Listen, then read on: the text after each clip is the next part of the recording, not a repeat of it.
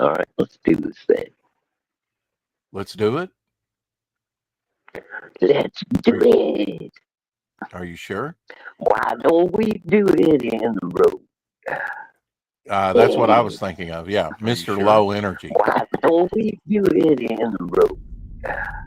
That's what I was thinking of. Yeah, Mr. Low Energy. Why don't we do it in the road?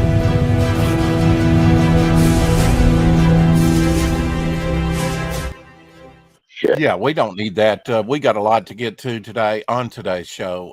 Welcome all, one and all. Hello, hello, hello. And just hello. What's going on?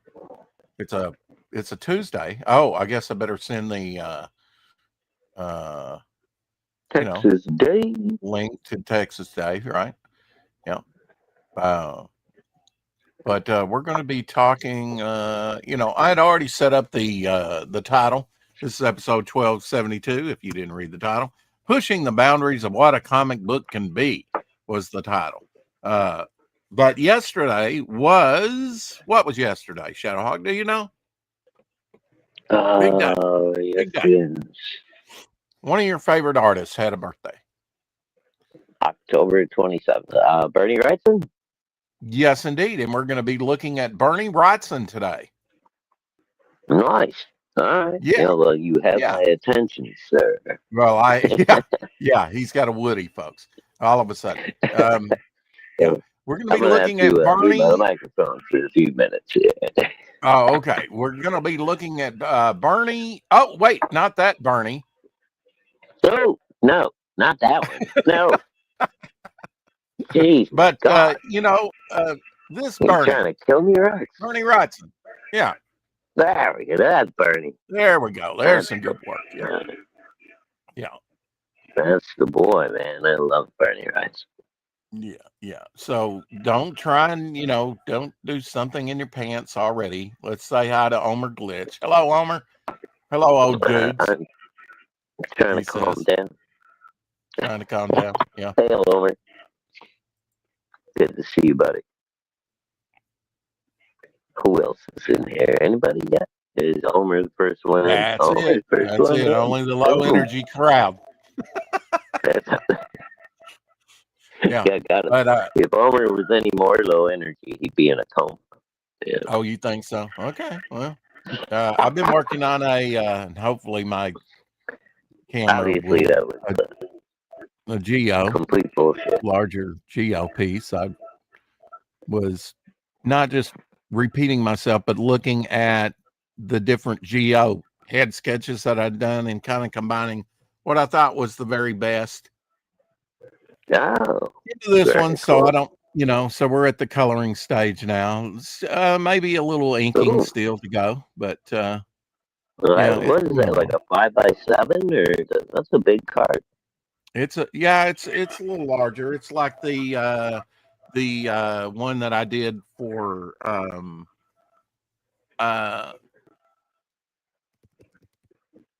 Cinder, the Cinder one I did. Yeah, the one you were just showing there. I say that as an old dudes myself. I'm so low energy. I'm going to start streaming from a cemetery. Yeah, you ain't old yet. Yeah. Well, I mean, when you stream every day, it takes its toll. And he should know that. I'm sure he's found that out by now. Yeah, I found out the hard way. Yeah. Now I've definitely got Vaseline cam. Yeah. Like I'm in a fog. It's almost like foggy here. It's not quite foggy here, but it's wet and drippy and rainy, and I'm out of soda or whatever. Drank the last little bit, and well, that's all right. I've got a full cup of coffee, freshly brewed, so. But we won't be looking at my Vaseline cam anyway. We're going to be looking at some Bernie Wrightson stuff like this. From the 70s here. There you go. Some of his creatures. Kind of remember, because we kind of got busy yesterday doing sci-fi, and I didn't look at the calendar and I'd written it down that it was Bernie Wrightson's birthday yesterday. So happy heavenly birthday to Bernie Wrightson. He did pass away. Happy birthday, Bernie. But and Carrie. You know, I had Bernie Wrightson down to do at the end of November, but I moved him and I put another one that was an influence on me, Kurt Swan, for his day. So we just kind of moved Bernie Wrightson up today, and but he'll get his own feature Friday, maybe down the road again, you know, because he's one of our favorites, right? Oh, hell, dude. We could do a feature Friday just on Frankenstein. You know, just the one book. Yeah. And I've actually got a video clip of Bernie Wrightson talking about his Frankenstein that we're going to watch a little bit later. So, very cool. He could, you know, saying that he considered it his best work and that he'll probably never top it. So, I think a lot of people feel that way. From the master's name, you know, I mean, from his own lips, you know. Wonderful looking stuff. Look at this, man. It's hypnotic too when you read Bernie's Frankenstein. It'll just pull you in. You just sit there and stare at those pages for like, you know, just lost in the depth of them. It's like yeah. I mean, it's almost like Where's Waldo? You're looking for certain different things. Oh, like you look on all the like everything, even the shelves and everything all around Frankenstein. There's like, you know, little creatures in glass jars and fucking all kinds of scientific mumbo jumbo apparatus everywhere. Right. And he spared no detail on that stuff. And we'll be looking at some of that stuff.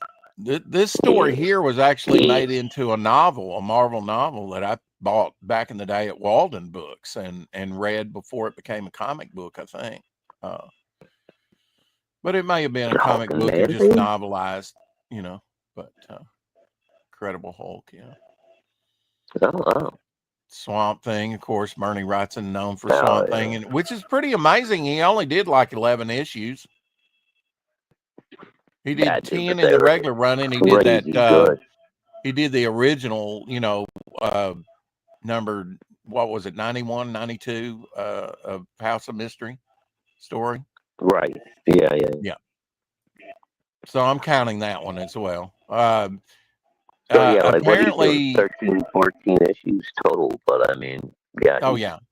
Oh, there was more than that. There was 20 something in the original run, but you had Nestor Ronaldo, and I've got next to the last cover. No, I'm saying actual Bernie Wrightson issues. There's only like the third. Yeah, there's 10. There were other artists, right, working on it.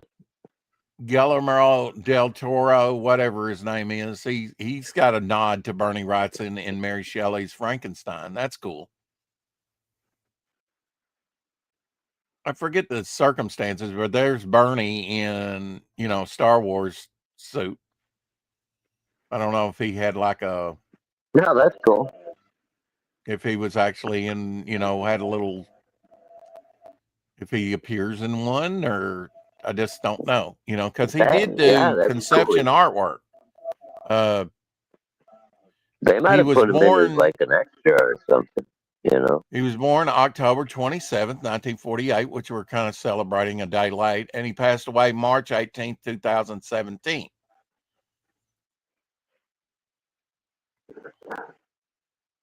Yeah. There's a Batman and Solomon Grundy piece. Nice. Not everybody could pull off those eyebrows. I'm just saying. You know, when you get older, the eyebrows just gonna want to go wicked. You know. Of course, Batman the Cult from back in the 80s, written by Jim Starlin. Oh yeah, I got all these. Yeah. Yeah. Now I've actually got this particular piece, which is a promo piece for the card. You know, they would send out back in the day, they would send out promo cards to the comic book shops. And that way they would put the a lot of people would put the comics and then the card in the back. So when the last issue was gone, you know, and I bought it at, and it's no longer around, hasn't been around for decades. Memphis Comics and Records, and they actually had it boarded and bagged. And I said, and I love to buy promo stuff. I bought this and still have it. It survived my fire. I still got it somewhere, for $5 years ago. Oh yeah, when I was like, I had like a really big pull list. I was spending like probably almost $400 a month at my comic book store. Like they gave me everything, all the promo cards, and like my guy would call me and be like, "I got this poster. Are you interested?" Before I give it to anybody else, I'd be like, I love the promo stuff. Chromium? That's what I most love. Yeah. I'd be like, if it's holochrome or chromium, just put it to the side for me. That's what I loved about, having my own comic book shop, because they would send us free stuff, and I wouldn't always want to put it all up. I'd want to keep some of it because I knew it was rare. Yeah. That promo stuff is cool. You remember and it was some of the first promo stuff to come out, Shadow, and I've still got some of it. I mean, I've still got the little Eldrick poster from Pacific Comics. Yeah. Still got that thing. Eldrick. And others. Here's a House of Mystery. He did many House of Mysteries.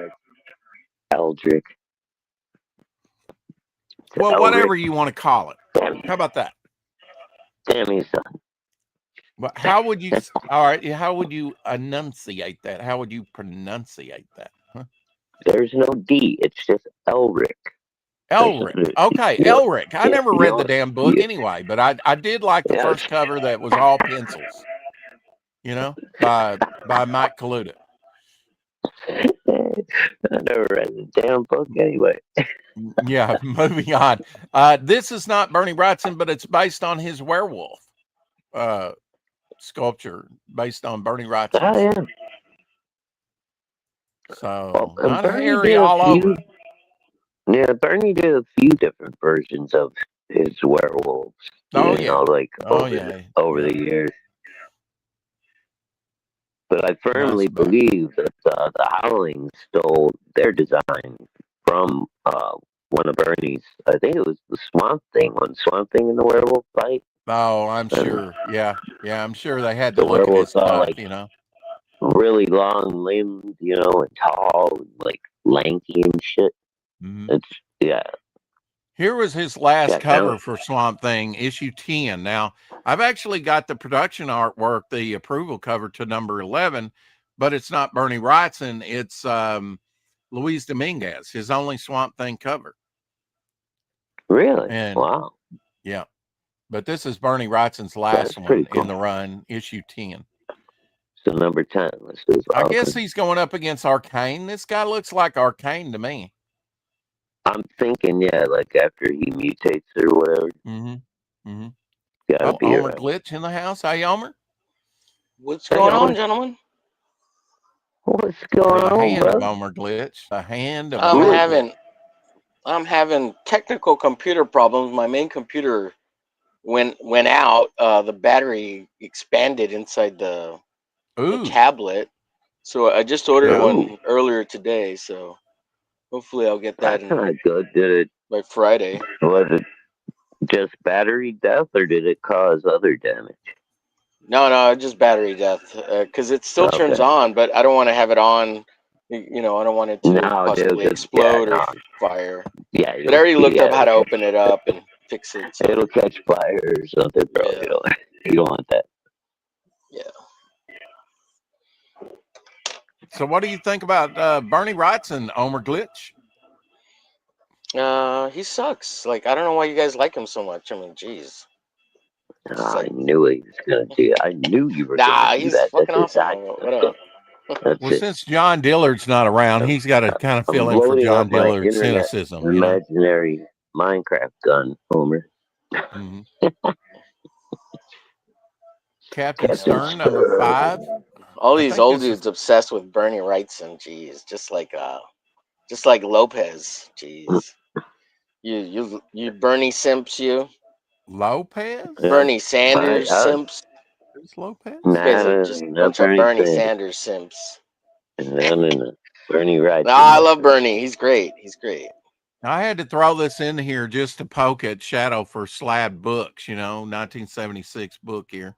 British, actually, because I see on the shoulder of one of the werewolves the little what's pence your stamp. point? It's like worth $1 million or some shit. No, I mean, I wanted you to kind of salivate to crack that thing open and Salivate, read it, salivate. Yeah, brother. because I'll never get to read that fucking Bernie Wrightson werewolf story, which is fucking bullshit. Look at that. You can read it online for free. I'll send you a link. Yeah, there you go. Yeah, I mean, 3 werewolves I on that cover. Dude, I don't do digital comics. It's just not the same. Oh well, yeah. I mean, you're on a phone, so yeah, it sucks balls. Yeah, look at that swamp thing behind Bernie. Look at that print. Wow. He looks so happy. Nah, Bernie's, he doesn't understand. That's the wrong Bernie. Bernie Sanders. You need to bring Bernie Sanders back up. Put that poster with Bernie Sanders. Yeah, that'll kill the audience. Sure. Yeah. What audience? There's nobody watching. It's just Carrie. Yeah. That swamp thing, lithograph or poster, whatever it is, $50. Not too bad. I mean, it's probably what are these old dudes talking about? I think bro, I bought it. I'd put that up in my Blacklight hallway up that shit. Well, yeah. Even if it doesn't, you got that one? Even if it doesn't react, it would still look cool. Well, here's Bernie, Charming Frankenstein Homer right there. Thanks, Gary. And then I'm just playing. I love these dudes. The same scene for the Frankenstein movie that's coming up. So that he kind of, and I think there is a direct tribute to Bernie in the movie. Well, Guillermo was totally like simping over Bernie big time. Like he's using a lot of Bernie's stuff. Yeah. Is he? Like, well, he'd be crazy. 100%. Yeah. No. He is. No, he loves Bernie shit. A big Bernie fan, dude. Just look at the lights. Just look at the lights, like on the wall, and very muted, but still gives it depth. Just look at the lights. I love the way he says that. Like he's hitting puberty again. Look at the lights. Back in the day. Well, this thing is just not, easy to do. If it is, I want to see people do it because I know kick me soon, Carrie. This is difficult to do. Absolutely. What's up, Peter? He says, "Heyo." Hey, Peter. Hey, like a pet. What's up, Peter? Now just leave it playing, Peter, so we can get that watch time, brother. Don't just dip. There you go. There you go. Yeah, just gotta hold them accountable. Accountability, Peter. He types "Heyo" and then leaves. Well, at least he comes in. Even if you gotta go, just leave the link open. Yeah, just leave it. Just leave it open. Yeah, get that watch time, brother. I'm just busting your balls, Pete. There you go. I can't control you. You're on the internet. Do whatever the fuck you want. Sorry. Werewolf. That almost looks like color just over the pencils. I don't think it's like actually got any actual inks on it. Any dark inks. There's no it's like painted. There's no ink line. See, I like that. That's what I'm proposing to do for a story, is an all grayscale type story. Now you can do it for pencils. Rex wants to do everything. He's gonna go hollow foil, virtual. I'm just busting your chops, Rex. I gotta stop because he'll get mad. I'm sorry. Ooh, that's great. Love the spotlight. No. Ooh. Well, he definitely did the macabre, right? Yeah. Did we lose Shadow? Shadow, are you there? Yeah. No, he's muted. Oh. It's from Frankenstein there. Yeah, I mean, you've got other artists like Dorier. I don't know. Albert Durr? I guess. The Dutch artist from back in the I barely day. do English, much less anything else. Mikey's popping in to say hello, dropping. Make sure you leave the tab open so we can get that watch time, Mikey. Just let it run and put it on mute. Look at that. He always does a hit and run, that Mikey. You got to train him. You got to train you, Mikey. You got to get that watch Mikey time, brother. In a while. Oh, Mike Walters. Oh, yeah. Well, he goes and does show prep, you know. Yeah, well, he can leave it running in the background. You can leave it running in the background, right, Mike? Oh, yeah. Imagine they do. Oh, my God. Trying to get the Rex at watch hour, brother. Come on, help a brother out. Get it back up. Get it back up. I don't know if this is supposed to be for Swamp Thing or not, but it's nice. We gotta get him, brother. We gotta get Rex monetized again, brother. Come on. Views are already up. Views are in the green right now. Views, yeah, but watch time matters too, because you got to make sure watch you time. got that watch but time. I set such a high bar with that. It goes below all the time, and then comes back up. You know, below. We can't I've have actually it go below. got this. If I can get a word in edgewise, Homer, I've actually got a signed copy of this. This is a reprint that reprints at least number 1 of Swamp Thing. This wraparound cover, square bound. Nobody believes you have any of these comic books, Rex. You don't show them. Nobody believes I've you already have shown them. I've shown them. Go back and look at all my videos that I did to get my house out of order. You know, it's all I've shown, you know, so if they don't believe it, that's on them. Number 3. Here we go. Oh, I just say it I so may you never get excited about I may never show any of my collection again just because you begged for it. You know, oh my God! I'm just gonna show. Don't do anything stuff that'll like help this you off the internet, and I may just say keep collecting and just end the stream. How about that? Oh my God! Don't do that. Shit, I've been known to do it. I've been known to do what happened? Rex is getting mad because I'm busting his chops. I'm sorry. We just want to see the real comics and be awesome. You be awesome, sir. For a minute, I didn't even hear what was going on. Oh my God! I'm busting too hard here. I'm sorry. I'll shut up. Shut up, you know Homer. what? It's the end of the year pressure, man. People like get all stressed out on the holidays. You know. Yeah. It's like there's a giant war stewing right now with the CG Kings, dude. John Malin has gone to war with Graham Nolan and Andy. No, he's not. I saw his stream earlier. He's just teasing. He's like, I know, he's just fucking around. But it's funny as hell. yeah, it is. Yeah, Graham moved his thing to the following day, but John's a little bit mad because he's like, it should be a week. Give each other a week. Come on. Bernie Wrightson album cover. You know, it's just they're just playing it up, but fuck it. So you get a Meatloaf cover? I didn't know that. Meatloaf? That's Bernie? I didn't know that was Bernie. You might learn something. You might. Well, if we shut up, I did the research. Look at this. Yeah, that's beautiful. You just might learn. That's the way I like my women, sleeping on the bed. Dead fishes. Dead fishes. Oh my God. One of Shadow's favorite pieces right here. You just do what you want with them. Oh, yeah. See, that's another great Bernie werewolf. Look at that motherfucker.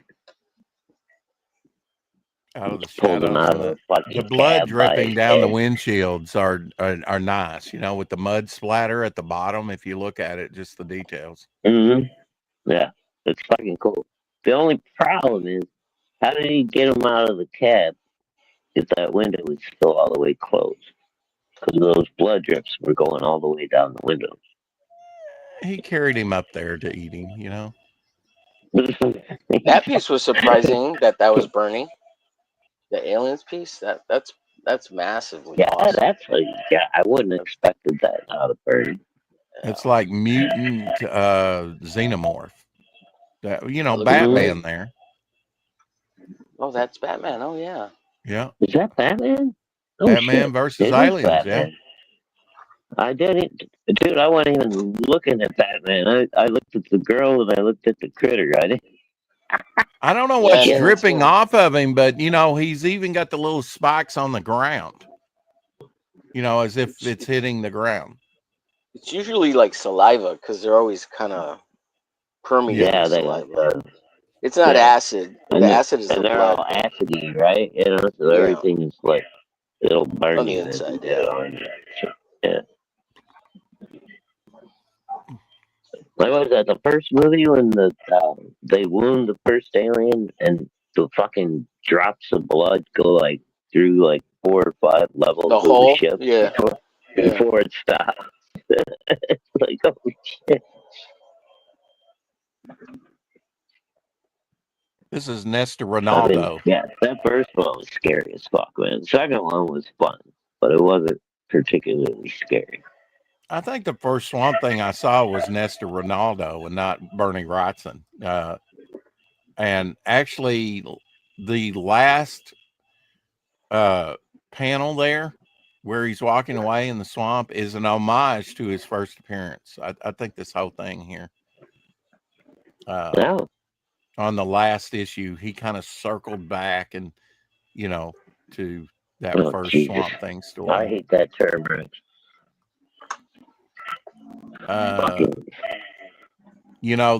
This is Genocide, Louise man. Wynn that was the inspiration for this cover.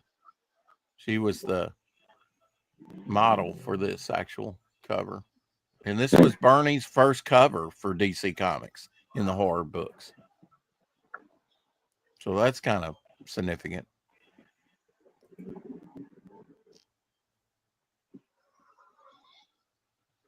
I imagine he did the logo too. I'm not sure. Oh, by the way, Rex, I don't know if I think I sent you a message saying no 2 p.m. possible meetups till I get my computer fixed, since my computer's gone kibosh. Okay. So, I don't know. I thought I sent you a message, but I'm not sure. I don't remember. It's so hard to do stuff. I didn't see one, but I figured, yeah, you're still having problems with it. Here's a Swamp Thing reference on this piece where Swamp Thing's head's tied to the post. And maybe the Scarecrow too. I don't know. Cool stuff though. Cool stuff though, for sure. I like that he put Swamp Thing in this particular piece. It kind of has American Gothic type feel, Definitely, yeah. Just that last one, the line work. It just looks like, look at the swirling torrent of lines above the very stagnant steel figure in the amazing stuff. Ew. A lot of work.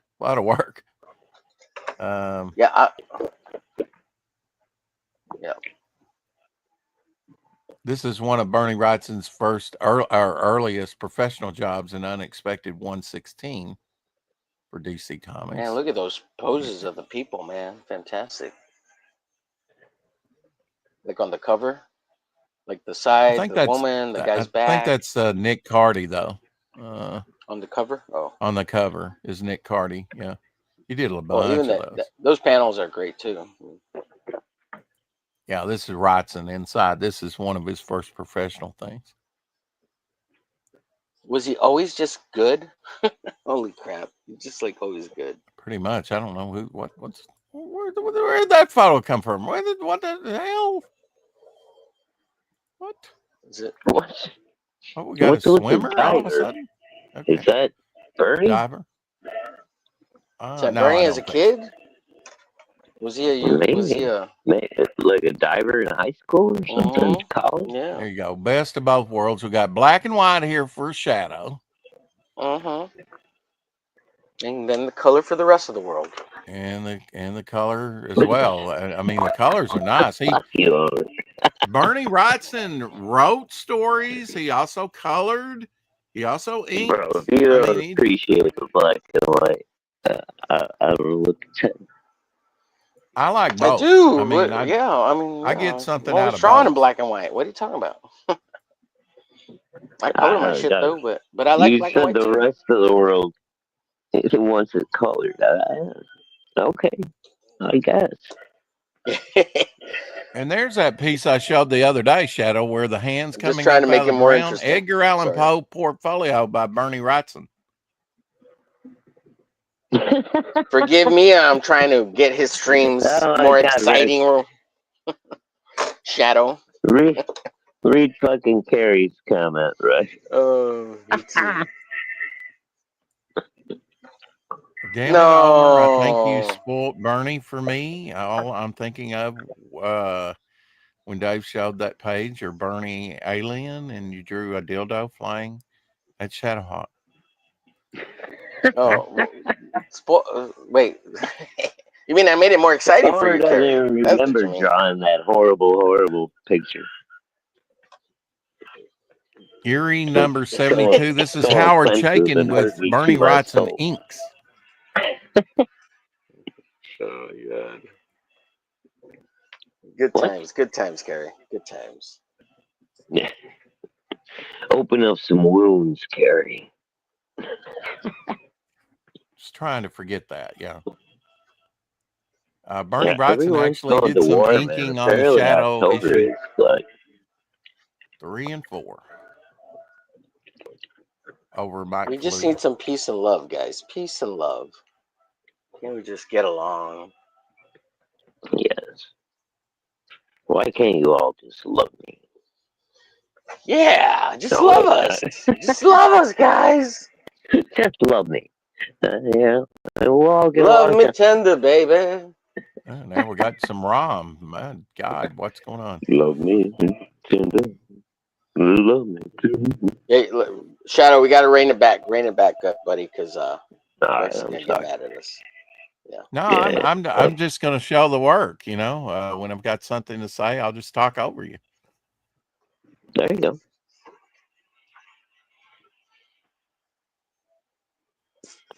So you keep. All right.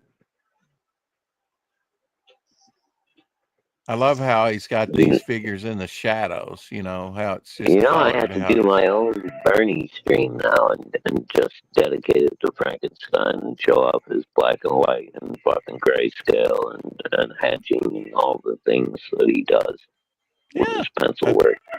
There you go. Okay. What's up, Reverend Self-Destruct? He says, love and peace, to quote Bash the Stampede. And then Carrie says, I can't help it, Shadowhawk. That drawing is a scar on my mind. Sometimes hugging a tree doesn't erase all the memories. Oh my God. Well, it's got to be a thick tree, Carrie. You gotta hug a thick one. If there was something I could do, Carrie, I would. And I love this Swamp Thing piece. Homer that's awesome. Homer may have to feel a talent or two, but we're still good at this point. Now that was awesome, dude. I love that profile pic. That's fucking amazing. Early pin-up in look Warren. at this. Yeah, that's a great piece. Yeah. Wow. Dude. Holy shit. Apparently, this is probably reprinted because you got a barcode at the bottom. It's probably on the back of a book, But this is a pin-up from the early Warren magazine. Yeah, you can see the details not quite. Rev says, "What's up, my comic people?" Hey, Rev. Don't get too excited, guys. Don't get too excited. Well, what do you want me to do? Go down on the man? I mean, I don't know what you're wanting. I really don't know what you're wanting. A little pep in that voice, like you really love Bernie. I love Bernie. Wow, look at that, guys. Look at his amazing rendering. It's so wow. At least try to pretend like you like him. Right? Yeah, Rex. Entertain us. Jeez. You can't even try to act a little bit, dude. I mean, Night this Prowler. is Well, radio. I thought coming You know, on here, Shadow would be the one going, ooh, I've never seen that one. Ooh. YouTube is radio, dude. You're supposed to sound excited Ooh, Okay, that well, let me go get a Frankenstein. condom and I'll be right back. I just have to always go there. It's so disgusting. That's usually my job, Rex. Look at Wow. those! Wow, look at those Frankies, Dude, man. you see what Rex is doing now? And it's just like he's off the chain. I, You gotta I reel may that break in. out at any moment. Oh, dude, this Yeah, look at is that. the first Good Swamp stuff. Thing book I ever bought. That cover Ooh, right Nice. Rex, there. you should do a homage to that last one with the Hulk and the Swamp Thing. That's a cool one. Figure out two characters, That man. book. Yeah, that's a good Oh, piece, man. go back, Rex. Go back. Okay. I want to Baby, look at come that back. again. No, There we go. that one. Yes. Yeah, that's a great one too. Yeah, it's Oh my simple, god, but dude. That's the first colored Swamp Thing book I ever found on a spinner rack.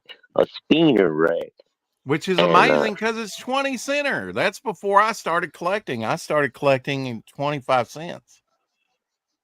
well, dude, Wow. like, the thing was, like, I grew up in a really small town.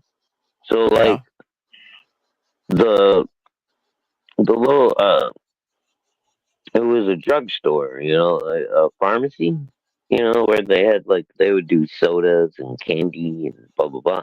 And they had a spinner rack by the door. And the dude he would rarely ever stock it, but that shit would just sit there until it sold out. So sometimes those books Right. might have been sitting there for a couple of years, right? On that Wow. spinner rack. Uh-huh. And then I would go in and discover them and be like, oh, this is the coolest shit I've ever seen. Ooh, that Batman. Wow. Rex is like, wow, yeah, wow. Yeah, that's nice. Yeah, Mm, wow. Man, that and Batman is beautiful. we gotta move on from your story, mister. Hey, Rev says, No, Omer has no, spoiled we my don't have to move mind. on from your story. In fact, I've got something to add to that. That when I went maybe in 81 to summer school over in Tennessee, about 30 miles below Nashville, Oh, I yeah? encountered the first Yeah. thing, the same thing, Shadow. I bought about 3 books. I remember one of them. The one I remember is Fantastic Four at a pharmacy, Oh, and it yeah? was already a couple years old by that A time, about pharmacy, 2 or you 3 say? years old. And they were like Yeah. in near mint condition. I was like, wow, this is cool. Wow, he says. I'm buying. Yeah, that's about as exciting as I'm going to Yeah, get dude, for it. that's how this little place was. It was just like a local, little mom and pop pharmacy slash uh like convenience store before Mm-hmm. like convenience stores were even a thing. You know? And but they had a spinner rack by the door. And I would always go in there and like I would find shit that was, a couple of years old that had just been sitting there and just blow the dust off it and be like, I want this. Were they ever like bent in half? Like you got the spinner rack bent. Where people just going through Some of them and them were kind of curled, where they kind of start to like do that, like looks like they're trying to do a like a diver stretch or something, where they start because like that little bar is it. They're either going to bend back or they're going to bend forward, and they usually end uh-huh. up bending forward, which they get that little arc in them. But What are if you those? But if you put that into a bag and a board and you put it into a tight, long box where there's a bunch of comics in there, Yeah, put it it'll into a straighten tight that thing. box, Shadow says. You don't even have to press it, dude. You just throw it right in there and let the weight of the comics do their own thing, and it'll fucking press it for you. Yeah, I mean, there were some pretty brutal people, with the spinner racks that would just go and bend every freaking one, damage the product to where you wouldn't even want to buy it sometimes. Oh, dude. Okay. You want to hear a scandalous story? And the only reason I could tell you this is because the Scandalous. the, Okay. the legal the limitation on this has run out. But that same pharmacy, they had their spinner rack right by the door of the exit door. Okay, I've got some echo. Are you guys hearing me? I hear you echo. You're hearing the echo?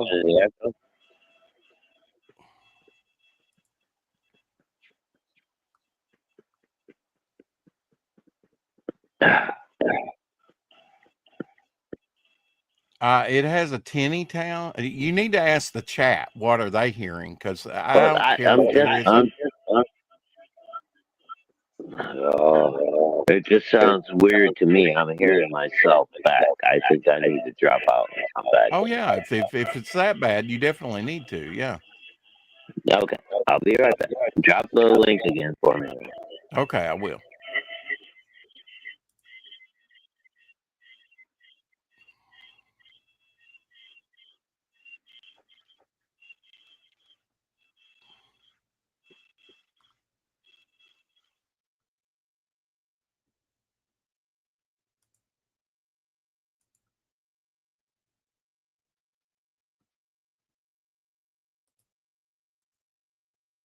Are you still there?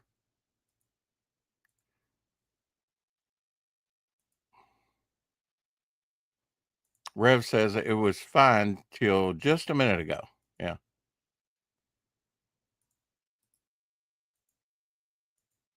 All right, here we go.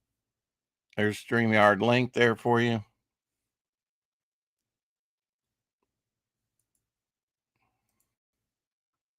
Bernie Wrightson spelled his name Berin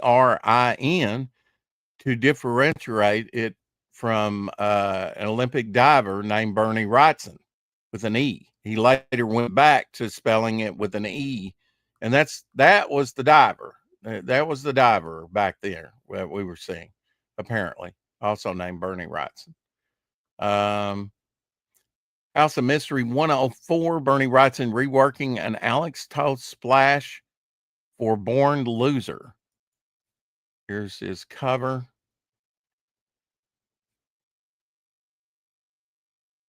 And that's Alex Nino's splash page right here. So that's cool when you already have it laid out and then make it into a cover. All right. There's Omer. And I don't know where Shadow is. I got him. Okay. Where did Omer do? Did you kick him? Yes, I did kick him. If he'll take that down off the screen, I'll leave him up here. But I just want to remind Carrie I still have it. I'll get it to you at some point, Carrie. Oh, that's going to Carrie. Okay. Yeah. Welcome back, Shadowhawk. How's your audio now? I don't know. You tell me. Oh, that's my audio. I hear an echo from me. I'm hearing an echo from you as well, Omer. Shit. How do I sound?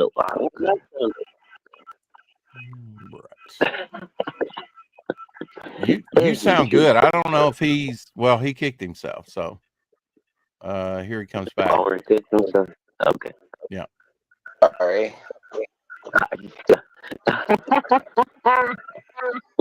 Rev self-destructed. Ice got him. Yeah.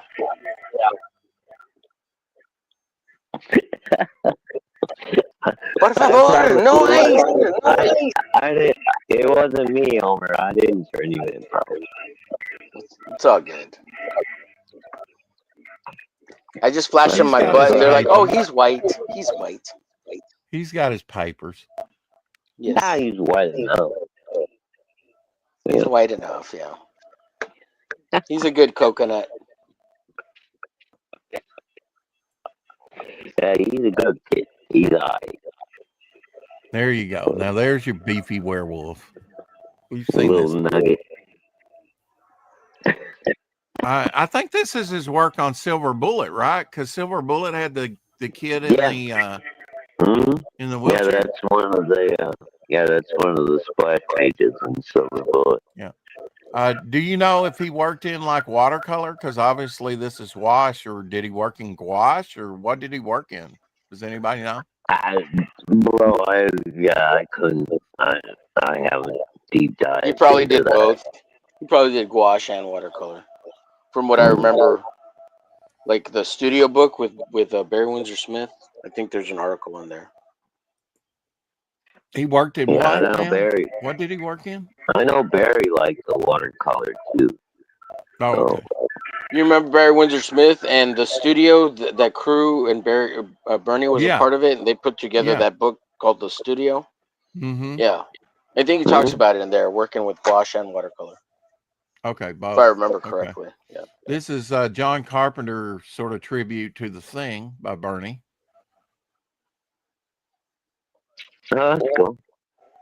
It's a good one. You gotta be fucking kidding me. How's Bernie Wrightson cover? He was almost an artist for Marvel for a full year before he got to grace a cover, Chamber of Darkness #7, and that was toward the end of the run. I think this might be the next to last issue or something. It's it's one of the later issues. They didn't last very long. I watched a documentary on that not too long ago.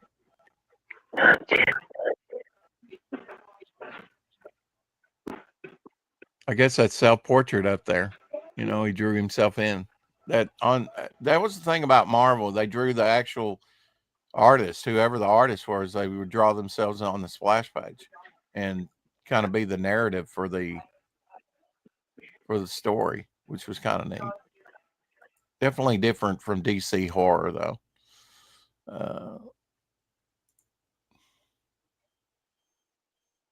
Swamp Thing #6 produced one of the 3 Shazam nominated stories as the year's best in a clockwork horror. It lost to Conan, with Bernie Wrightson winning Artist of the Year. Lynn Wein nominated for writer, but Bernie would later confess he was starting to feel burnt out. You got to wonder, why was he at that early juncture feeling burnt out? The monthly grind, man. It's a lot of work doing monthly comics. I guess. Yeah.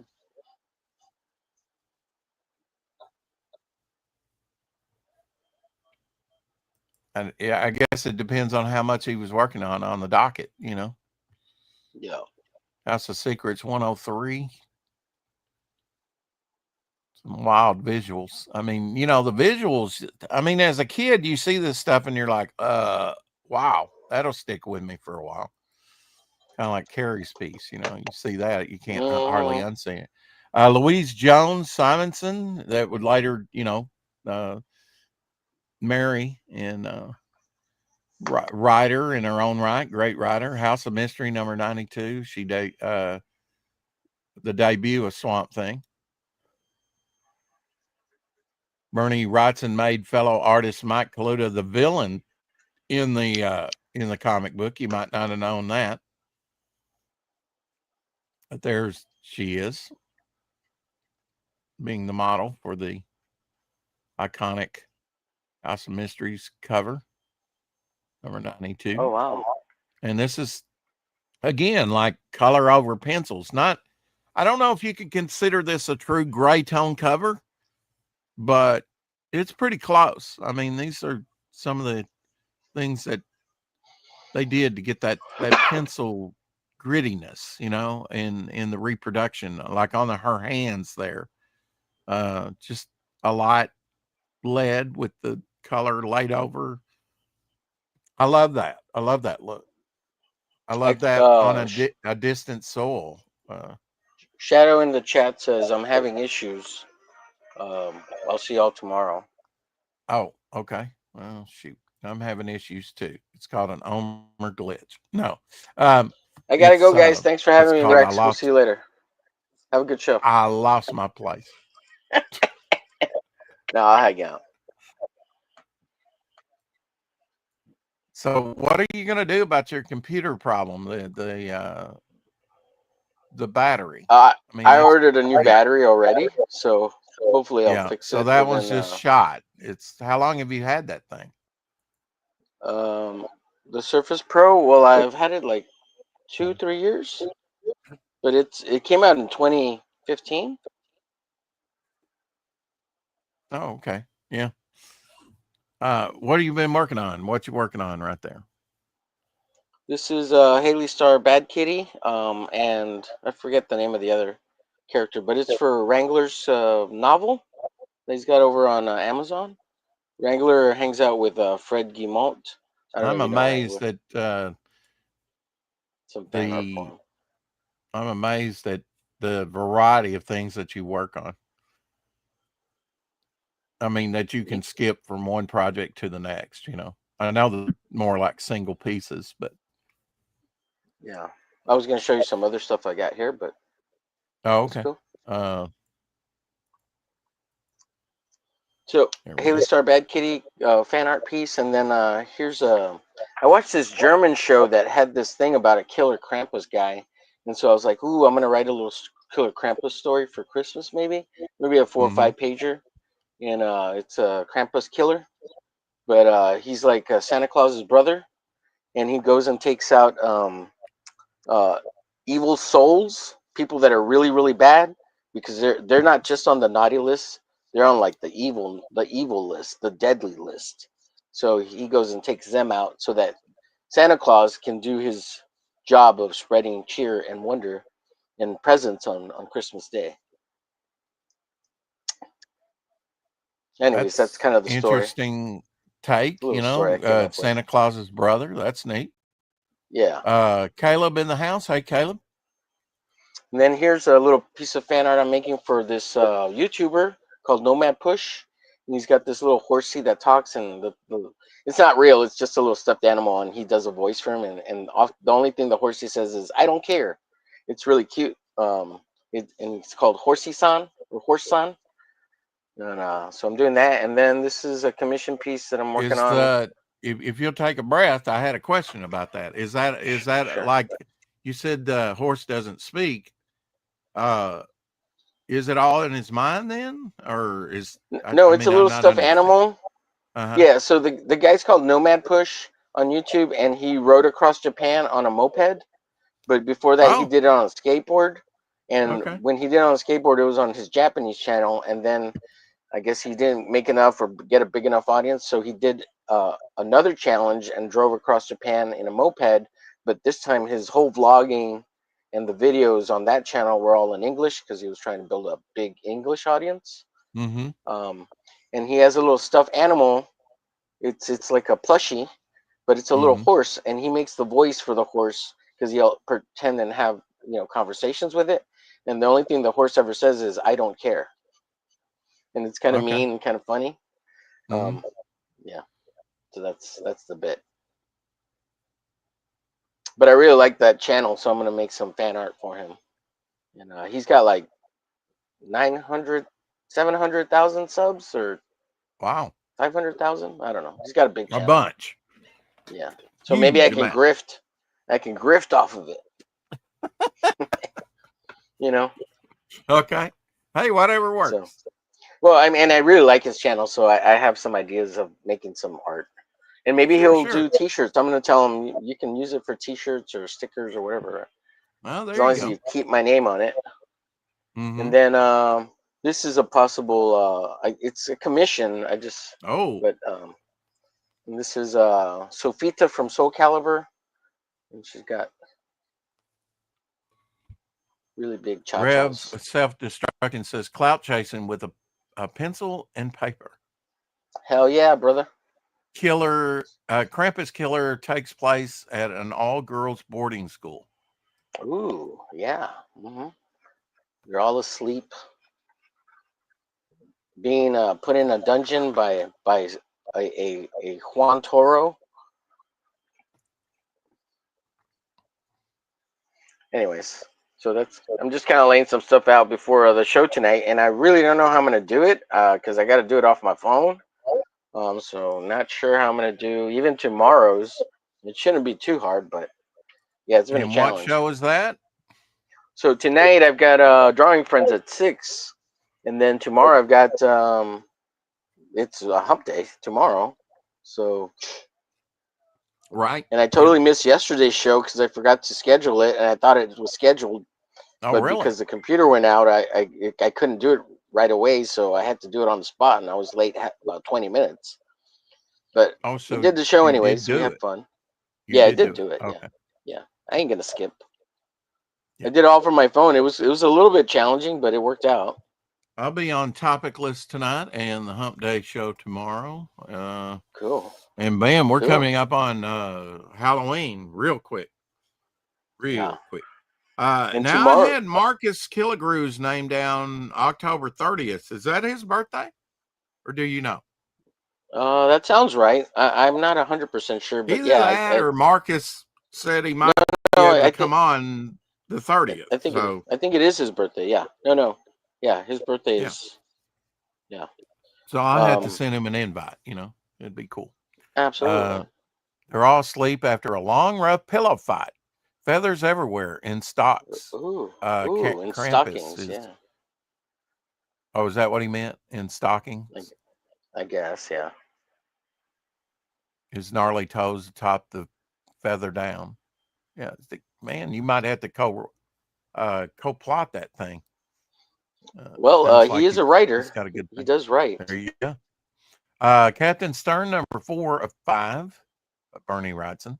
Nice Triceratops. Oh, yeah, and Rev was your last backer on that campaign, by the way, right? It's Rev. Yes, Rev was. And I did buy her a pig ear, by the way. She ate it. And I first bought her a giant water buffalo ear, and she actually started eating it yesterday. So it was a big one for her to tackle, Nice. Nice Halloween piece here with the jack-o'-lantern. Bernie Wrightson's birthday yesterday. So I did not know this. Monsters Times number 1. I've actually got some Monster Times, but I've definitely got to get number 1 now. It's got Bernie Wrightson artwork in it. It's also got Buck Rogers and a King Kong cover. So you got to love that. Things to Come, which is H.G. Wells, I think, The Golem, Creepy Classifieds of Yesteryear, and more. Sci-fi sort of horror movies and comics art by Bernie Wrightson in that thing. So definitely got to hunt down one of those. And it is just like a stapled newsprint. All of them are like stapled newsprint magazine size. So they tend to yellow like this one. But yeah, I didn't know it had a King Kong cover. Definitely got to get that one, number 1. Some nice, maybe Frankenstein, Bernie Wrightson artwork in that. Frankenstein from 1972. Did you ever see Batman the Cult prestige format series that Bernie did? No. Well, I remember, I don't know if all of them were, I think all of them, the Cult was embossed, and definitely on the very first cover there, where Batman's over the bloodied manhole sewer cover. The sewer cover, like the writing and the texture on it is raised. So I think all these were sort of like full, sort of embossed covers. Very nice. Very nice little short run of Batman by Bernie Wrightson. Bernie Wrightson EC sort of tribute piece here. By Bernie. Nice pencils. There's just something looking at the pencils without the inking on it that's very appealing. I always love just seeing the raw pencils. And here's Swamp Thing number 7, that where he kind of connected really with the Swamp Thing with the DC universe in a big way by meeting Batman in this story. Batman there on the cover. I'm really surprised that he's so synonymous with Swamp Thing in a way, because he only did like 10 issues, but that apparently that was enough. Here's number 2, issue number 2 cover. Well, he really set a standard with his highly overly rendered style. Oh, So absolutely. everybody Yeah. after him. I mean, I could Yeah. see where you're on a monthly basis and he put so much detail that he was very early going to burnout, like you said, Yeah. Issue 5 here. I guess he couldn't draw any other way. I mean, that was his style. It took him time, Yeah. Yeah. Absolutely. Back for More cover there by Wrightson. Tales you've seen before, back for more. There you go. Reprint that stuff. Hell yeah.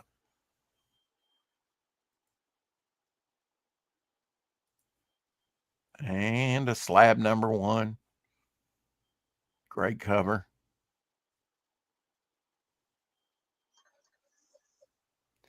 I got to wonder, was the trees left in pencil and just colored over, or was it just a color difference? They were actually inked, but they went with the brown, sort of sepia tone and yellow in the background. I don't know. Interesting covers, though. Yuppers. And a page from Hooky. I still have this Bernie Wrightson and another Bernie Wrightson that we'll see, graphic novel from the 80s. Very strange Spider-Man story by Bernie Wrightson. Hooky had a lot of creatures like this. I think Bernie Wrightson also did some plop for DC Comics. Did some artwork in plop. This is Basil Wolvington cover for number 1. First cover, Bernie. Still going with the E dropped off. Wrightson did for any of the DC Marvel horror. Okay, this is the one. House of Mystery 193. Yeah, that's his first cover for the horror titles for DC. I can see some Neil Adams sort of influence on this too, out of Bernie.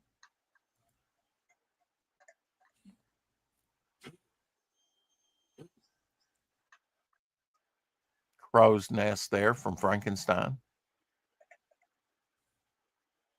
Almost using the pencil like a paintbrush, Homer, in the background here with the overlapping. Mm-hmm. Yeah. Almost looks like inlaid wood or something. Yeah, looks great. Looks with great the though. graininess, the striations going across there. Clouds Is it indicated. really? Are you sure it's pencil and not just like line work that looks like pencil? Like, because you got real thin lines, and sometimes that stuff looks like pencil, but it's not.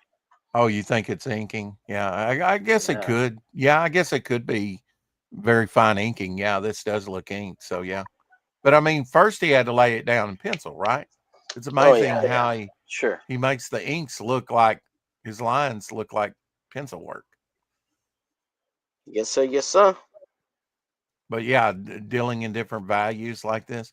1970, Creatures on the Loose number 10 takes over the numbering of Tower of Shadows, and fresh from the semi-success of Conan, introduces Cole with one of Bernie Wrightson's final Marvel art jobs as Conan grows in popularity. Other barbarian stuff was created, like Thongor. Bernie Wrightson on the insides there. So at Marvel, just for a minute.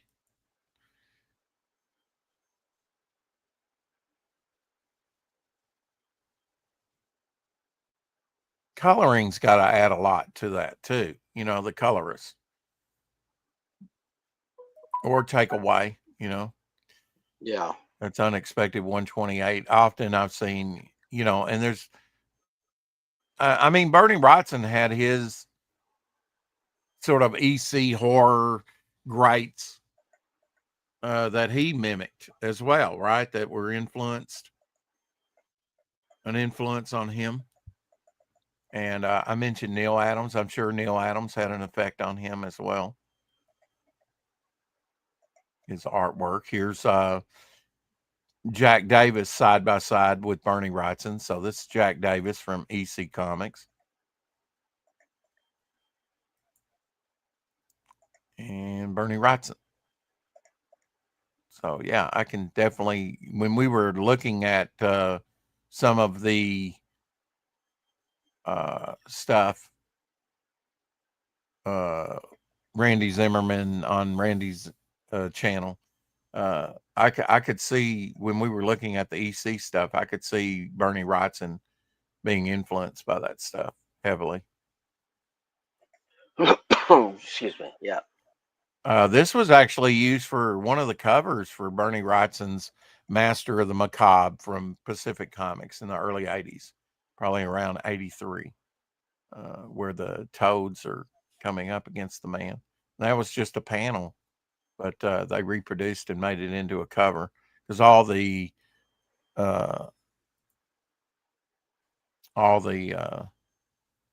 stuff there was panels out of comics.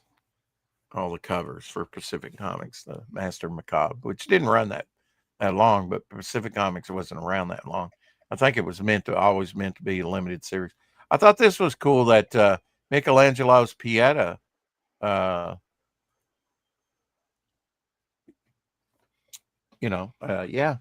could see the reminiscence of that from this piece we looked at earlier with Frankenstein, the limp body and Christ's body. I could see that. If you're going to study the masters, study the best, right? Yes, sir.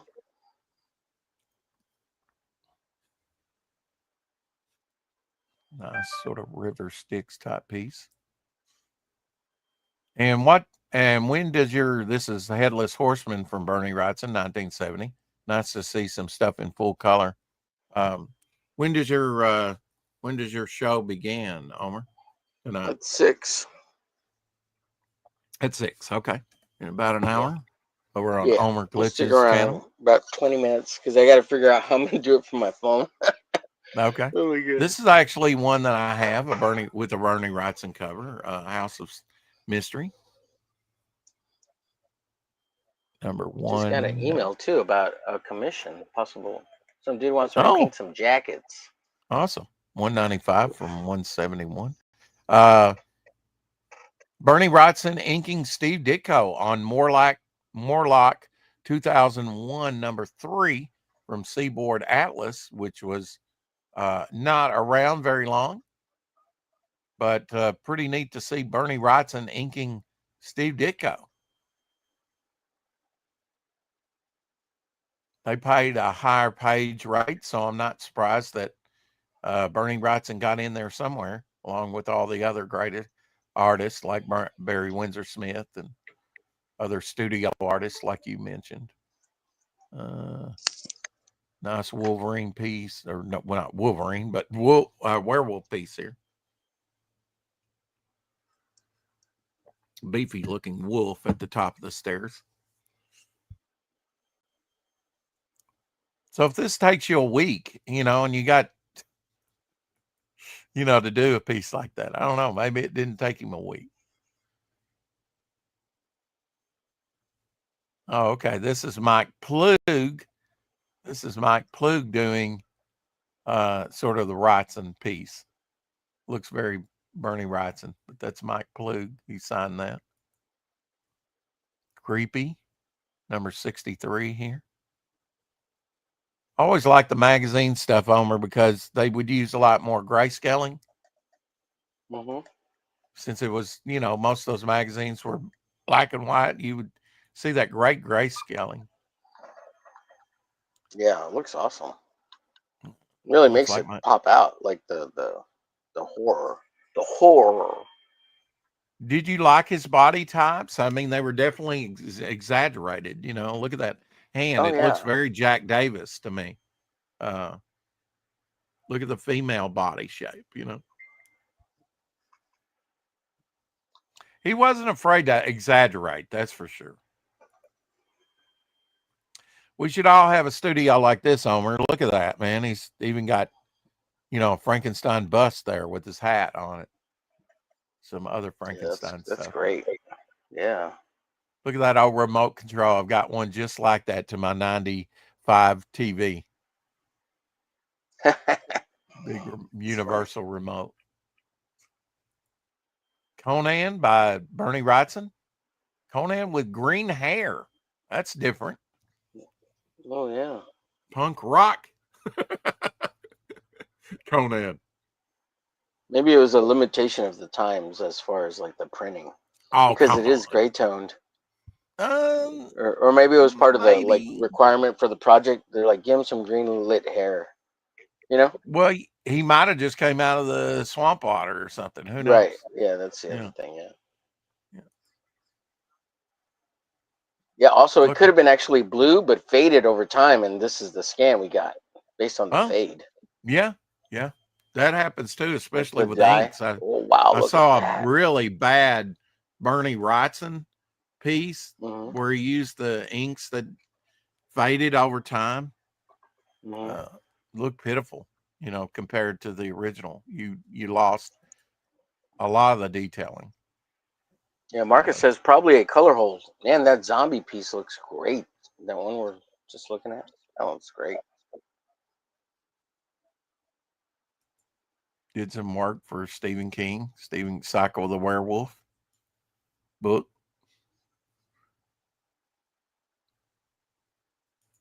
I'm sure Shadowhawk has that. See, like Stephen King and Stephen King and Bernie Wrightson. Like Stephen King. Used to like Stephen King. Okay. Yeah. Well, yeah. I mean, you know, the old stuff. Yeah. House of Secrets 103 here. Black sensitive cover. Look at the little skull in the smoke.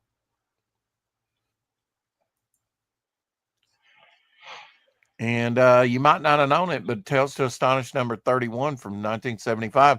Ed Hannigan over doing the inks over Bernie Wrightson, but this is a Bernie Wrightson cover. Deathlock, the Demolisher, which was created by Rich Buckler. Cool. Looking at that, you wouldn't think, okay, that's Bernie Wrightson, would you? Yeah, I wouldn't think it was Bernie, no, definitely not. Yeah, but it is Bernie Wrightson with Ed Hannigan on the inks. I saw a lot of Ed Hannigan. I love this piece. Look at that. I love the distressing too. The Ghoul number 1. Steve Niles doing the writing and Bernie Wrightson on the cover there. Yeah, that's great. That's great. The Ghoul. Love the logo too with the fingerprint. Here's some of Wrightson's work on the shadow of issue 3 and 4. I wonder if they made that fingerprint up or they actually used somebody's fingerprint. It looked pretty clear, so your guess is as good as mine. These are kind of really wild looking werewolves. If you look at it, they have very humanistic looking faces. Kind of, you know, very pretty cool though. Oh yeah, it's kind of unsettling though, isn't it, to see something like this? If you actually saw this, you would like. I know I would probably have a bowel movement right there. I'm not kidding. This is tripping. It's very unsettling to see sort of the human face imposed on these very muscular looking werewolves bodies, you know. At least it definitely gives you the impression that they're werewolves, for sure. Definitely.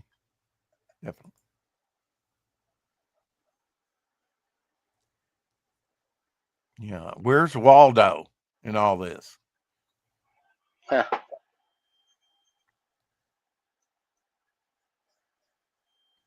How long would that take you to do? Oh, God.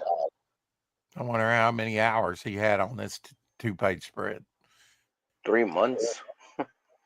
Maybe. Yeah. I mean, incredible stuff.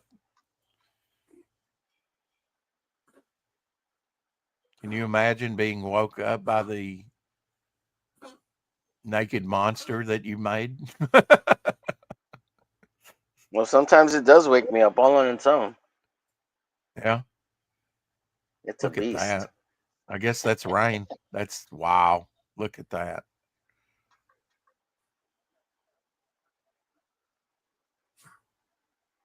I guess that's a project. Well, he never really finished it, did he? I mean, I think Kelly came in to help him out on Kelly some Jones, of it. yeah. I mean, it was an undertaking that was almost too big for him, the way he was doing it.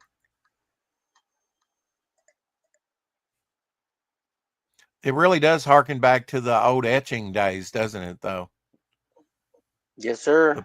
The plates and the prints. And I've always argued that's what comics need more of. They need more of the, artistry within the art, and I get it. You're on a monthly schedule and that's hard to do, but I mean, I would rather wait a little bit of time for your best work. If it's bi-monthly, if it's quarterly, give me your best, not something that's rushed. And some of those things like Secret Wars or, just looked rushed to me. Mike Zeck's artworks never looked worse, I don't think. And the sequentials, that was just a rush stuff. I've actually got a near mint copy of this one. I call it the newsstand collection. 1976. Didn't do the interiors, but he did the cover to Kong the Untamed. Here's a cover he did for Web of Fear magazine. Curse of the Yeti. I just love these hand-drawn logos, Homer. And yeah, just awesome stuff, Yeah, they do look great. Yeah. Agreed.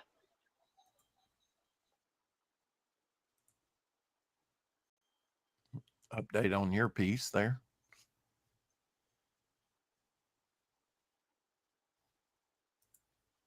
I had to look up a little bit of the reference because I wasn't sure what I was drawing. Sorry, so I wasn't. Yeah. Well, I mean, even with my characters, I have to use reference. Yeah. Definitely. On a lot of them. Till I, draw them enough to get familiar with them. Yes, there's sir. That early story. Ball of String. They used to put ads. Here's a Matchbox ad taking up like a third of the page. Art alongside art advertisement. Yep. Swamp Thing number 3.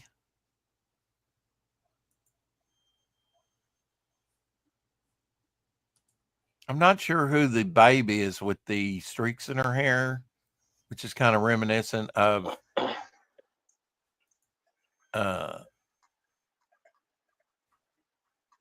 Bride of Frankenstein. But look at that layout. Wow.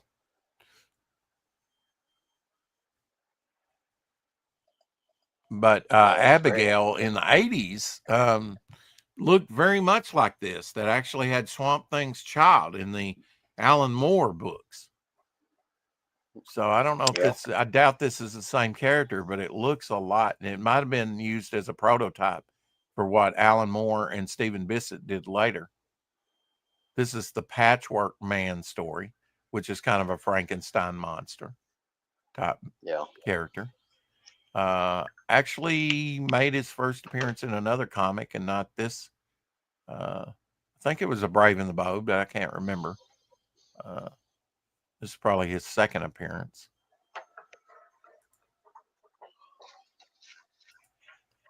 Let's see if I can get it to come up. There we go. Look at that. Look at that cemetery snow scene. You've even got the pits in the stonework in the foreground. Yeah, that's crazy. Just little detail.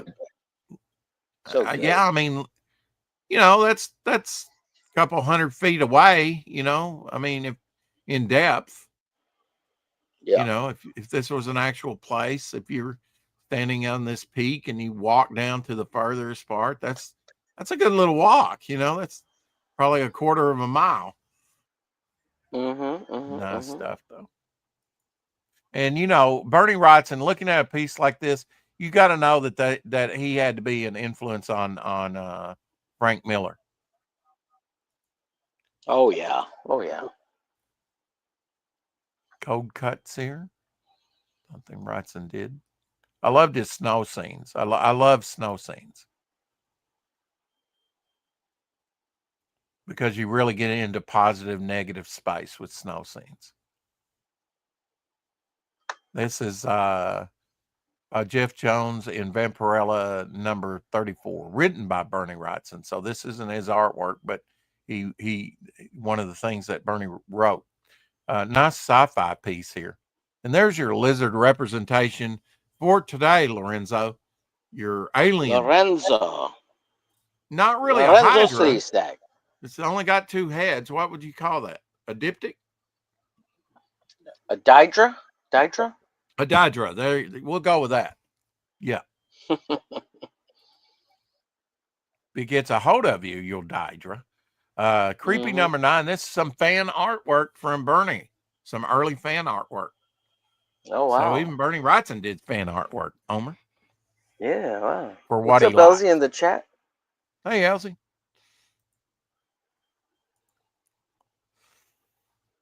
Marcus Killigrew. Hey, Marcus, I got you marked down on the calendar for the 30th. Is that your birthday, or did you say you would be available to come on? I can't remember.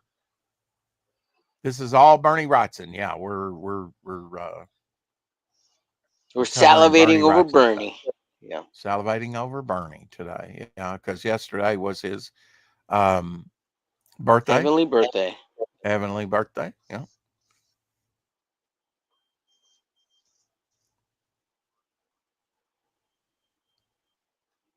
You know,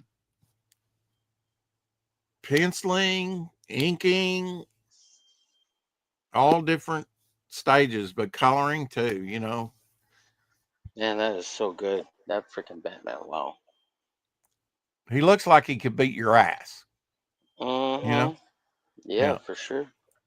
Yeah, he's not a wimpy, you know, of course, a lot of Steve Ditko's looked wimpy, you know. Yeah. Just didn't have the beefiness like that. Man. I've seen, you know, I look back in there and I've seen clouds like that. You know, it's all, wow, so many layers here to unpack just in one piece. So cool. Yeah, there it is in black and white. That lithograph that he was standing next to. So cool to see it in black and white. Just the little touches, like he put a few blades of grass over the fingers, over the thumb, just to get some depth to it and connect it to the background. Often, you know, that's a problem. How do you connect the figure with the background? You know, how do you make it all connect? Sometimes you don't want it to connect. I understand, but yeah, wow. Cool piece here. Such good stuff, yeah. I mean, his trees look like something you would see in the swamp. His vegetation. Absolutely, yeah. It's just they look like they exist. Like it's just so good. I think it was as much as his subject matter, and you can see the whiteout on this piece right there. The blades of grass that he put in probably as an afterthought at the bottom, make it stand out more. You can see the whiteout. I love that part of the process. Of different material used. Here's a cane piece, the gargoyle. So cool. And look at the cape. You know, we talk about Todd McFarlane capes for Spawn. Look at this cape here. and just the wings. The way he did that one wing kind of going off like a piece of cloth for the gargoyle. Yeah. Yeah. I'm sure that Bernie Wrightson was an influence on Todd McFarlane. Oh yeah, for sure, absolutely. Look at that. There it is, uncolored, the double page reprint cover piece. Swamp Thing looks mad. He looks like he's gonna, nail this guy. More ways than one. Yeah.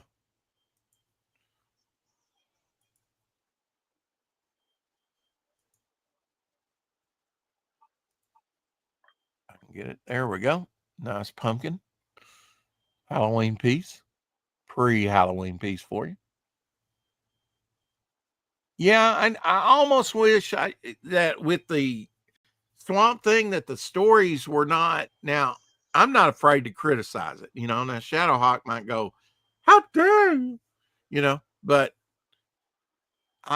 with the Arcane, he needed some good adversaries, and all these demonic, double-headed, freaky looking things were cool to look at, but he needed a good rogues gallery. I don't, even today when I think about Swamp Thing, I don't think, okay, what's his rogues gallery? You think of Arcane. I can't think of any other maybe villain. Maybe on some of the later stuff that was done by Alan Moore, but not the stuff that was established in the first run of Swamp Thing. Another Kane piece there. Yeah. You got to have a good rogues gallery, no matter what you're doing. This is a lot of people. This is very Edgar Allan Poe. Look at that. Edgar Allan Poe. Yeah. And speaking of that, I did not enter the contest to give you another chance. A solid win. A solid win. Yeah. Did you win? I don't know. I've been. You've been waiting. Okay. Yeah. Well, maybe you can ask Dr. Mask, because he will be on with us next Friday as we have the closeout to RJ Williams call sign Orion, and we also look at some Arthur Saddam artwork, which is going to be sort of eye-opening. And I would say Arthur was also influenced by Bernie Wrightson. It's hard to find anyone that wasn't. That is correct. Yeah, influenced by Bernie Wrightson. If you're ever, if you have ever seen any illustrative artwork,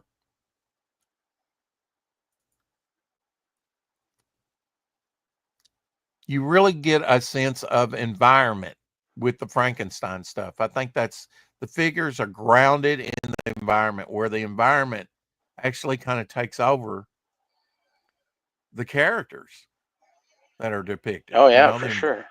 I mean, the environment is 90% of the Frankenstein project, really. What setting are they put in? Issue 30 here of Epic, illustrated, with a cover by Bernie Wrightson. Alien mechanoid type creature. And I actually bought this one back in the day because it says also The Last Galactus Story, which was John Byrne, which he never finished. Maybe later, but not within Epic Illustrated. Yeah. Is that a butthole? I don't know. Timothy Olsen in the house? Yeah, Timothy Olsen gave your comic book a multiple shout outs yesterday on yesterday's show. We were talking sci-fi, adventure, and action. And I was surprised you didn't show up. But we gave you shout outs anyway. I remember this. Amazing. My arm is reforming as I watch. He can regrow arms. He got his arm cut off. Right, Rex. I gotta head out. I gotta try to figure out how I'm gonna do this thing. Yeah. And, appreciate you, buddy. And if anybody that's friendly and is into Drawing Friends Anybody room that's and wants to friendly. come hang out. Yeah. Send me the link. I may finish my Geo piece. All right. Yeah, it'll be in the Drawing Friends DM group. Okay. If I can All right. manage to copy paste the link, because it's a trip. There you go. All right, buddy. Have a good one. In Thanks for about having me 30 on. minutes Sorry, I hope over I on didn't Over disrupt. Glitches. Yeah, hope I didn't disrupt too much, man. No, you're doing good. Appreciate All you, right. bud. Allosaurus here. Here we go. Some Bernie Wrightson dinosaurs. Very cool. And then here's Bernie Wrightson talking about his Frankenstein. Well, Frankenstein is well, let me make sure I've got the volume up so you can hear him. Try not to blow you out, but here we go. Well, Frankenstein is probably the best thing that I've ever done. And it was done 20 years ago. And I'll probably never do anything that good or that grand ever again in my life. And I don't feel bitter about it at all. I feel great, you know. So it was 20 years ago. 20 years ago was my best moment ever. And I've got it here to look at and say, you know, just damn it, this is the best thing I ever did. How many people can say that, you know, about their best moment? You know, I'm the luckiest guy in the world.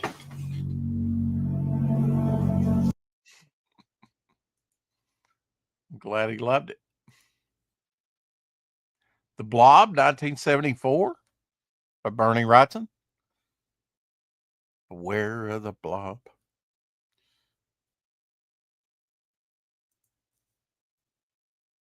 And this is some concept artwork that he did for Galaxy Quest. The rock monsters, remember those from Galaxy Quest? Sort of a sci-fi humor with Sigourney Weaver and others. I'm not a big Galaxy Quest fan, but it's okay. Bernie Wrightson, Doctor Strange, wraparound cover. #1. I don't know if this was reprint stuff. Within the book, this was definitely, Doctor Strange special edition in the 80s. Might have had some reprint Doctor Strange stuff in it. I don't know if it had an original story or not, but you got this awesome Bernie Wrightson wraparound cover. One of the early direct books that came out.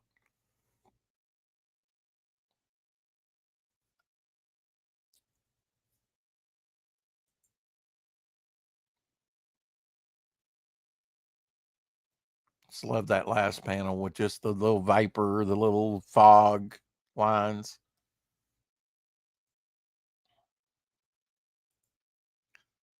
Another piece from Frankenstein. Just look at the environment there.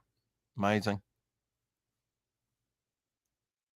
Can you imagine the research? I mean, the books, the globe there, how it would look, the desk, the chairs, how the windows and architecture would be. He had to work all that out. It just didn't all come out from his head. And then here's the other graphic novel where the Thing and the Hulk had a story. Graphic novel by Bernie. He's one of the few. He's about the only one that I can think. He did he did this one, and he did in the 80s, and he did the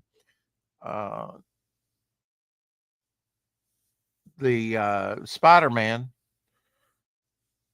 graphic novel. He's about the only creator that I can remember getting like 2 graphic novels back in the 80s. Most of them had one shot at it, but he's about the only one that I can remember actually doing 2. Now, I'm sure there's other examples. Jim Starlin doing the first one with the death of Captain Marvel. He may have done another one later. I can't remember what it would be, but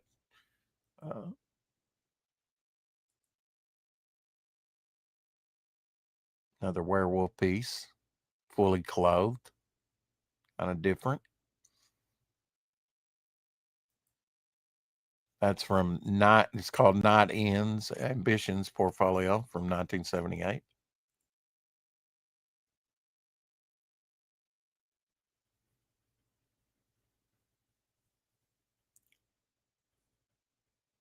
It's great that he early on worked on a project that he, thought it was the peak of his artwork. I mean, I'm sure it was intensive. 1981.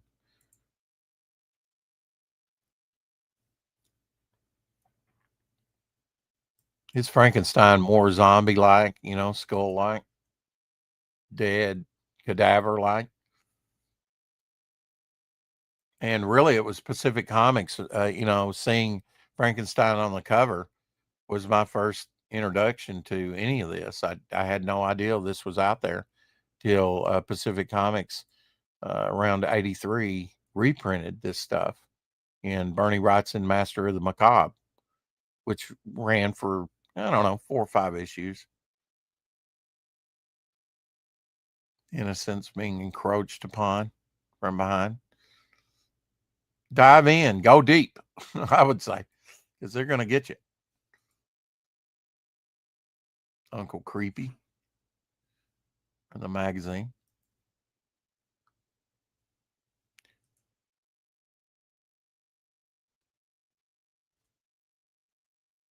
That looks more like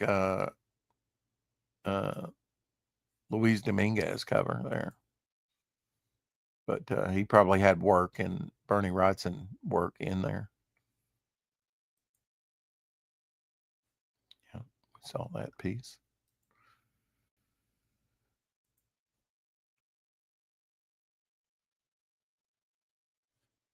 Check the chat real quick. Glenn Fleming in the house, coloring spoils burning artwork. Yeah, I kind of mentioned that, Glenn, earlier.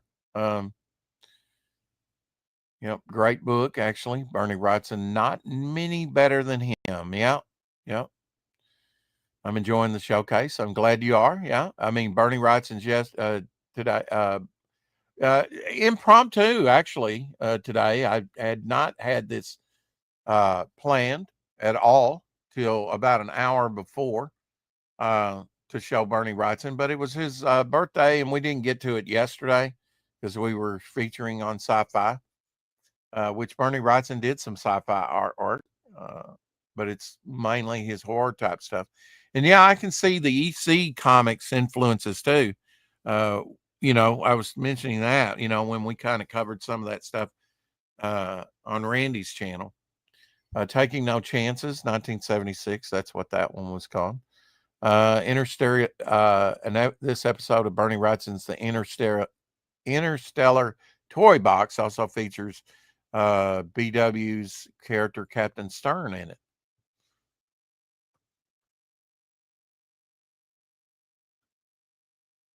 That's a neat premise, a toy box. What's in the toy box? Interstellar Toy Box.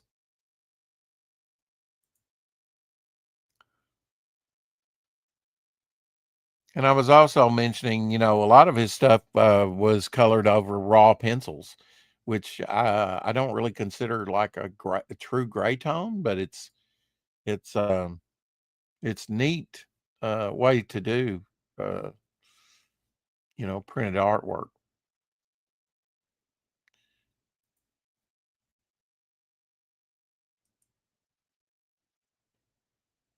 Batman Nevermore. I haven't even seen this one. This was the Elseworld, 3 of 4 or 5. Haven't even seen this particular one done by Berni. And he did the cover to Gargoyle #1, 4-issue limited series. Like the Gargoyle, he was out of the Defenders for Marvel. Love that cover when it came out. Here's some other artists doing Gargoyle. John Mutt and Dan Green and Mark Bagley.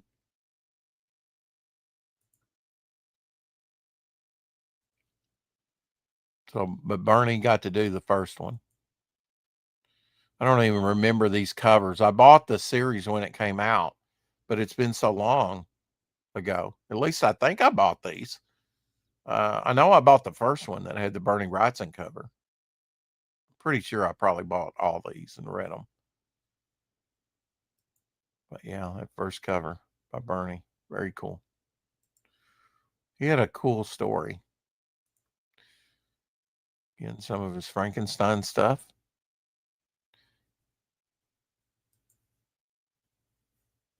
Crow's Nest. There we go. I always like this hanging.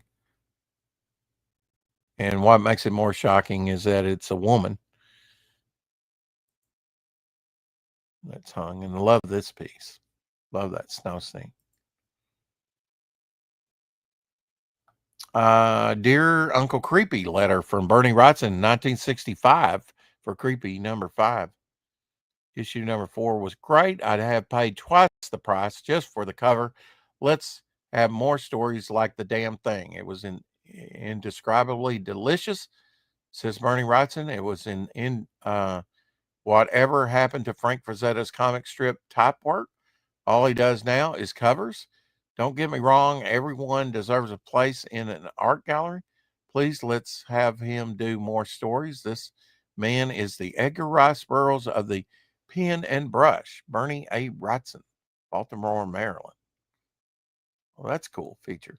My first Avengers comics has a letter from Fred Hembeck. Here's the larger piece that showed earlier with Swamp Thing skull there tied to the post, which is cool that he added Swamp Thing in there. Maybe the Scarecrow too there above. I don't know. Definitely a Scarecrow type character. Here's some Berni Wrightson concept art for Ghostbusters, 1984. Who are you going to call? Berni Wrightson. Some wild concept art that never quite made it into Ghostbusters.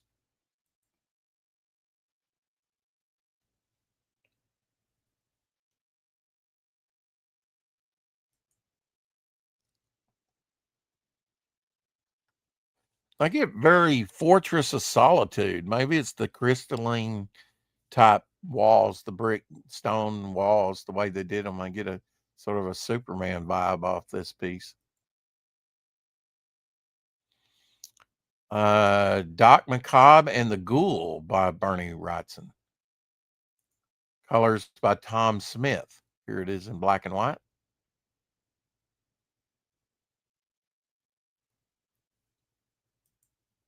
And there it is with the colors. Yeah, I mean, this is really, with the colors, just really kind of destroy it, doesn't it?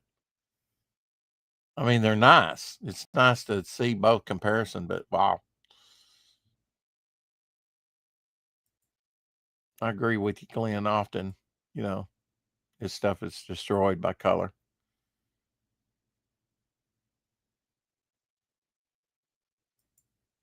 Master of the Macabre. And I think that's all I got for you.